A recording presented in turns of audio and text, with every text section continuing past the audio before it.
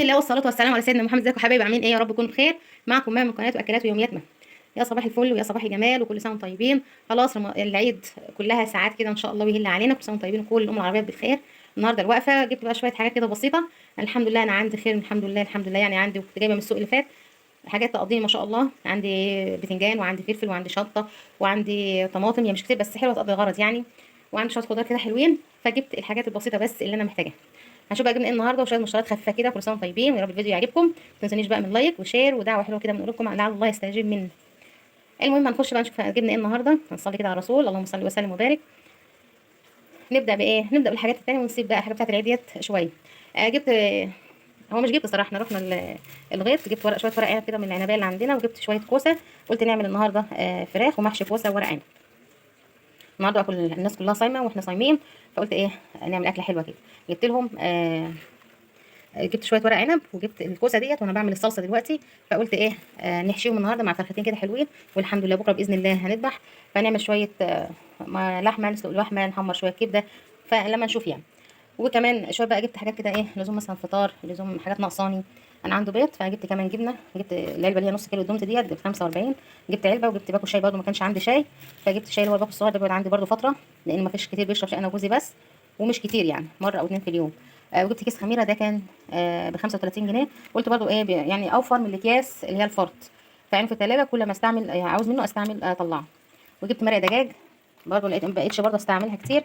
كل فين وفين على ما استعملها. يعني مثلا لو ما عنديش اكل، لو ما عنديش شوربه او ما عنديش لحمه او كده، ممكن اخد مكعب بس وخلاص. وجبت تاني فول صويا، ممكن اعمل برجر، ممكن بيزود كميه اللحمه المفرومه. ما برضو بيزود كميه الحواوشي، فما بقطعوش من عندي صراحه. ما بستخدموش كتير بس ما بقطعوش. يعني كل فين وفين كده على ما اعمل حاجه اقوم حاطه ايه شويه صغيرين. جبت تاني كاكاو اسباني دول ب 30 جنيه. برضو خلي عندي احتياط، ما بقطعوش برضو من عندي كاكاو اسباني. عندي شويه بس قلت برضو ازود. وجبت بقى مرق كيس بيكنج باودر. انا عندي بس دول بقى ايه يعني بجمله بالباقي بتاع الفلوس.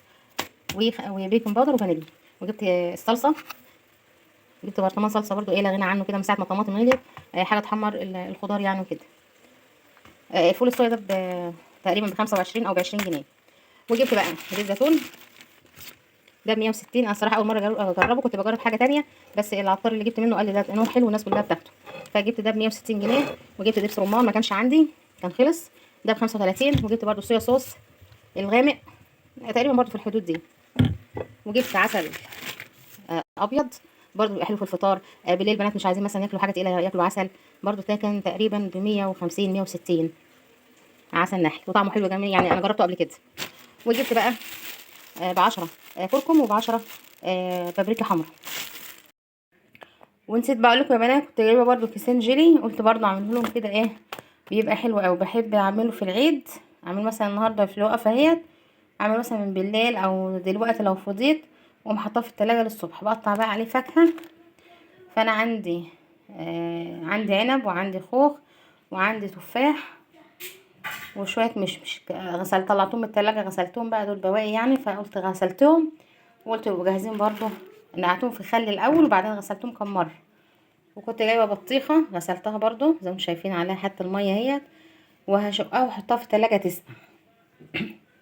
يبقى انا هعمل الجيلي بالفواكه، ممكن احط عليه تفاح، ممكن احط عليه عنب، ممكن اعمله ساده، فهم على حسب ما هم عايزين. والبطيخه ادي كده ما شاء الله عندي الفاكهه بتاعه العيد اهيت. وكمان جيلي حاجه ساقعه حلوه قوي. ممكن اعمل صينيه كيكه بس مش اول يوم طبعا، لان اول يوم مش هبقى فاضي فمش هنعمل. ممكن اعمل تاني يوم تالت يوم اي حاجه. وجبت بقى سوداني احمصه برضو. دي برضو لازم حاجه تتعمل يوم الوقفه، هقوم احمصه واظبطه يبقى جاهز لبكره ان شاء الله. والشوكولاته بقى يا بنات برضو جبت كيلو كده على قدهم. انا بحاول على قدر الامكان ما اكلش سكريات كتير وما اكلش حاجات كتير يعني. فيدوبك هو الكيلو يخلص خلاص مش هجيب حاجه تاني. هما بقى لو عايزهم بيجيبوا مثلا بسكوت بالشوكولاته، شوكولاته اللي هي المندول دي، اي حاجه بقى هما عايزين. لكن جبت كيلو واحد بس، ما كترتش زي كل سنه. شكلته بقى، هو الكيلو ده كان ب 200 جنيه. في تشكيله برضو حلو، ده زي الكيك كده. ده اللي هو البسكوت شوكولاته شوفه يعني ايه، وفي شوكولاته خام. فهي متشكله وميجا وكله حلو قوي. دي كانت مشترياتي، ودي كان الحاجات البسيطه اللي انا جبتها معاكم. هنشوف بقى بقيه الفيديو تجهيزاتي للعيد وللوقفه بتاعه العيد. كل سنه وانتم طيبين.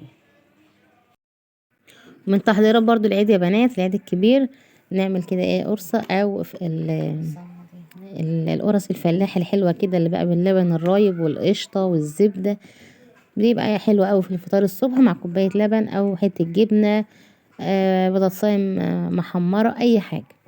يبقى القرصه دي اهم حاجه بنعملها كده، بدل طبعا ما عملتش لا كحك ولا بسكوت ولا اي حاجه في العيد الكبير، فبنعمل القرصه او الفطير الفلاحي او اللي هو احنا بنقول عليه فطير بخميره، او اللي هو القرص الفلاحي الطريه الحلوه اللي من خير ربنا بقى وخير بلدنا كده، القشطه الحلوه واللبن الحلو.